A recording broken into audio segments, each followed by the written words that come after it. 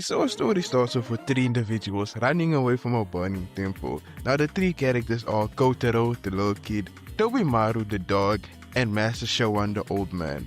He tells Kotaro to go to the temple in Shirato cause he's gonna get help there.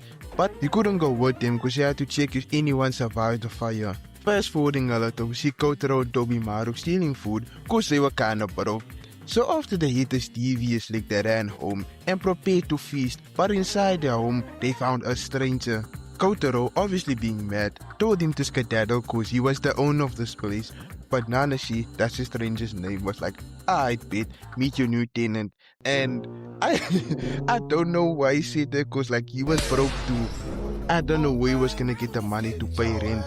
So fast forwarding, after they had some good eats, Tobimaru heard horses approaching and was on go mode. Kotaro, seeing the men approaching, tried running away, but they had him trapped in his own house. So some dudes sniped Kotaro with a rock. That man was in the wrong profession. He needs to go to the MLB. The assailants, who were from Lord IK, I don't think I said that properly, but we ball.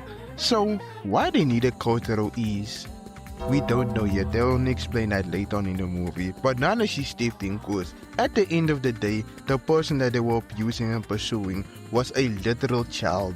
He tried attacking Nanashi, which was a horrible idea cause bro got a face full of hot rice. His comrade tried attacking Kotaro, who was still on the ground, but Tobimaru was not gonna let that happen. He got his jugular ripped out, and rest in peace Bozo. Play stupid games, you win stupid prizes. Bro in the raid, who was local aura farming for no reason, like yes, we see the foot. Now he too tried sniping Nanashi, but he was too resistant. He was like that. He pulled out the whip, and yeah, I know what you do in your free time. I know what type of man you are. Like, from the way he was moving that whoop, you can tell this is an experienced slaver. What? But anyways, Nanashi dodged both bro's attacks. Now Whoop Master over here managed to trap him and he had the upper hand. Now it looked like he was gonna kill Bro, but Tobimaru flashed that in front of him, but unfortunately one sliced him open. Now the throwing knives were poisonous, which was very bad, and what made it worse is that Nanashi got dog walked by Bro. Like he was doing him nasty. Bro rushed towards Nanashi and tried killing him with a toxic blaze in hand, but he was putting up 0 buckets. Now Bro got swiftly disarmed, and not just that, he got his arm shattered too, but even with one working arm, Bro was relentless in his pursuit to kill Nanashi. Also, where is Bro keeping all those knives? I know he's don't tell me Bro's spawning in all them knives. Anyways, even with his reality bending abilities, Nanashi still did him like this. Get over here! After killing them and looting their corpses, Nanashi tells Kotaro that his dog has been poisoned and they needed to get him to a medicine man. So Kotaro offers him a deal. If he gets his dog to a physician and takes them to the palace's name, who I forgot, I'm gonna put it up here, but anyways, he'll give them this jade thing that's supposedly worth a lot of money.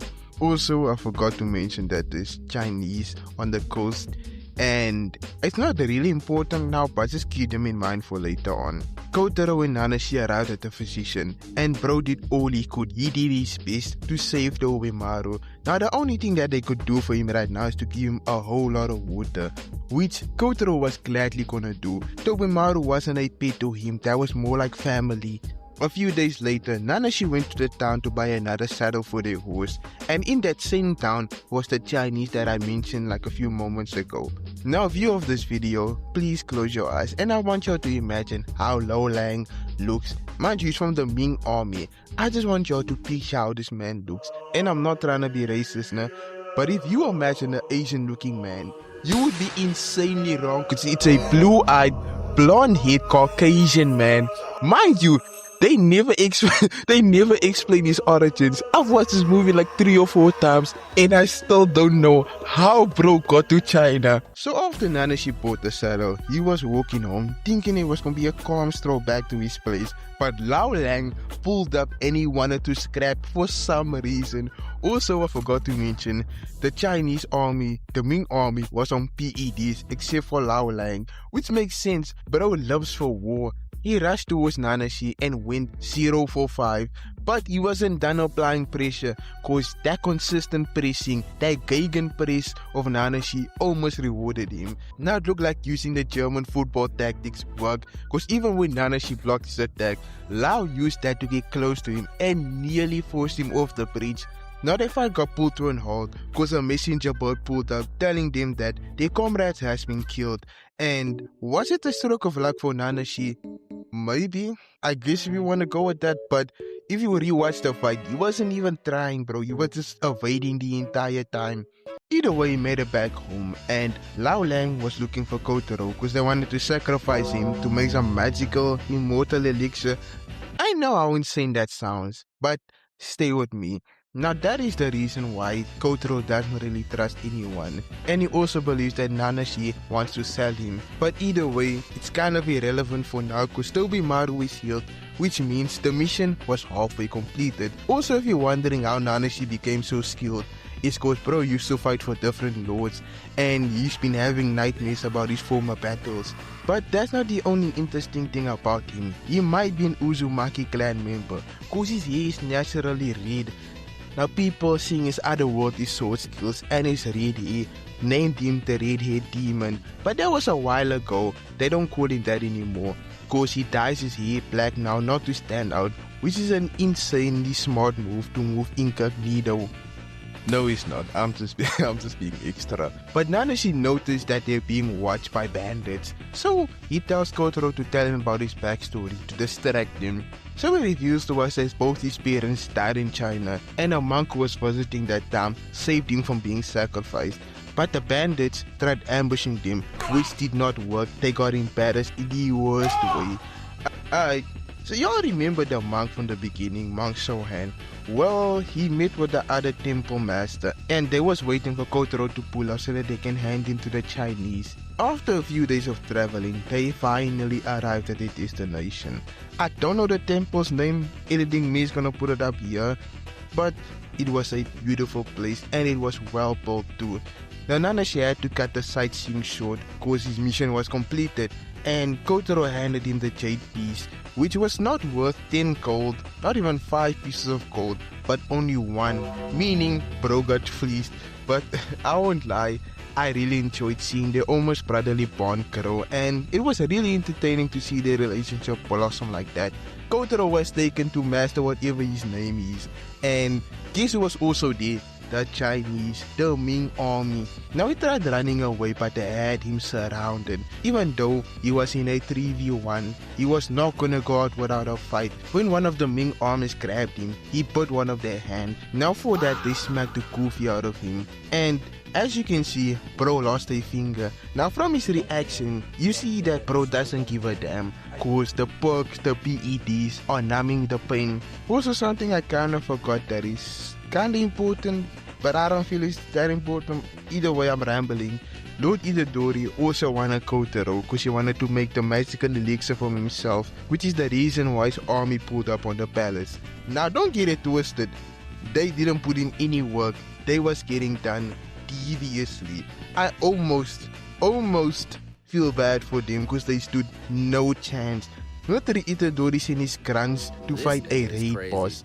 Now while Nanashi was getting ready to leave, one of these grunts flew past him, which caught his attention. Now he wanted to go see if Kotaro was a-okay, and he saw the Ming soldiers leaving with him, and bro was not happy about that. Nanashi was on their tail, and before the soldier could snipe him, he threw a knife into his hand, which was light work for him. He used the same hand to snipe Nanashi's horse, which is a damn shame. He and Tobimaru was forced to run on foot towards this contraption that they had Kotaro in, and from his form, you can tell that his stamina was depleting. My hypothesis is that bro got the flu, which is basically a death sentence in this time period. Switching location to Itadori's men who pulled up, and he was so happy to see them. But I can say the same for them, cause they executed him. They decided that he was not worth following anymore. Their new leader was Churito. I really hope I said that right. Now they stormed the castle thinking it was gonna be a breeze, but it ain't easy cause this lady over here was genuinely giving them the work. There was no match for her. Even when they turned it into a pin cushion, it didn't do anything cause the PEDs was working overtime. Girl over here was moving like Oliver Queen. Whoa, brother, whoa. You know what? I take back what I just said, cause Green Arrow would never get done like this. He wouldn't die to an arrow. Arrow guy in the blue got killed instantaneously, gang. RIP to you. You was never gonna marry the princess, but stay delusional, I guess. Shorty with the axe got swished down with arrows, and this time she was not surviving. So, Nana she pulled up to the building and he noticed that it was almost time for the execution. Zooming in, we see Tobimaru pulling up, and bro was not gonna let that happen. He was gonna fight for his homie's life. Nana she ran towards the building with the Kotaro, and peep how bro was doing them over here. I want y'all to keep this in mind for what's gonna happen next, cause he decided to rush Nanashi, which was the worst mistake of his life. He thought Nanashi was regular, but he showed him that there's genuinely levels to the swordsmanship thing. But the violations were far from finished, cause Nanashi does something we can only classify as anime BS, cause he sniped someone with a sword. Mind you, in this movie, nobody has superpowers, only PEDs, so this should not even be possible. Either way, tomfoolery aside, Kotaro, who was freed at this point, ran into Nanashi on the stairs, and he was so happy to see him. Everything was looking up for Millhouse, but they were ambushed by a dual blade wielder, and everyone knows they're usually the toughest. He and Nanashi went band for band until he used his superior gymnastic skills to kick bro away. Now the separation was a good thing for Nanashi until we see bro was coordinate 2v1, and I can't lie, he was holding his own against two elite opponents. Bro might just be him. So seeing that he was in a disadvantage, Kotaro threw his sword towards him and it was straight barbecue chicken. Maybe not, cause he got blinded and barely managed to fend off the dual blade wielder. Now he dropped some peanuts on the ground to create some separation and tackled him off the building. So as they were free falling, Nanashi stabbed bro in the spine, and they don't really show how it happens, only the aftermath. Now that only left one fighter remaining, Lao Lang, who approached him slowly, but Kotaro and Tobimaru was gonna fight to protect the blinded Nanashi. Even though they were both outmatched, it didn't really matter cause their hearts were in the right place. Now I'ma keep it a buck with you, the next fight is genuinely peak swordsmanship, and I'll try my best to narrate it. The fight starts off with the two warriors rushing at each other, and Lao got his first 3 attacks blocked. Now they resume the squabble with Nanashi and Lao going band for band until Lao got the upper hand and knocked him away. He was not gonna take that disrespect lightly. Nanashi rushed towards him but got his attacks either weaved or blocked, and after the stage switch like this is Tekken, he rushed towards Lao, and even though the snow was blinding them, it did absolutely nothing cause they both went in block for block, reading each other's moves like two chess masters. He tried taking off Lao's head but he got deflected, and Lao showed off his superior gymnastics. Brother man was not Simone Biles, but he was a lethal warrior. Using the snow, he rushed towards Nanashi, who expertly blocked and weaved all bro's Beyblade attacks. The stage switched again, and they was going deep into their duffels. Lao was on the ground, breakdancing and fighting at the same time. All while Nanashi's block game was generational. He dodged the head attack but was forced onto the edge of the bridge, where he got his arm sliced. Nanashi changed the battleground again, with them fighting on the bridge this time. Lao was applying pressure on him, but Nanashi proceeded to block all his attempts. They got into a stalemate where Lao had the upper hand, but Nanashi broke free. When Lao got hit with an attack, he barely managed to block it, but using that momentum, Nanashi tried ending bro with a down attack. Now that move was caught by Lao and he managed to create some space. Then Following that, bro turned into a spin jutsu master and threw his sword at Nanashi. It moved so fast that blocking it was not an option. It literally pierced his forearm, sending him free falling down the building. Nanashi ripped the sword out of his arm just as Lau rushed him, and he showed off his insane vertical. Nanashi blocked his attack just in time, but Lau's sword broke and he flipped away. Now maybe the gymnast allegations might be true, but they both rushed at each other and weaved out of the way just to stab each other with their broken blades. I remember that thing Kotaro gave Nanashi as payment. It ended up saving his life. And this is the end of the video. If you enjoyed it, like, comment, do all that stuff. So just in case you never hear from me again, good morning, good afternoon, and good night.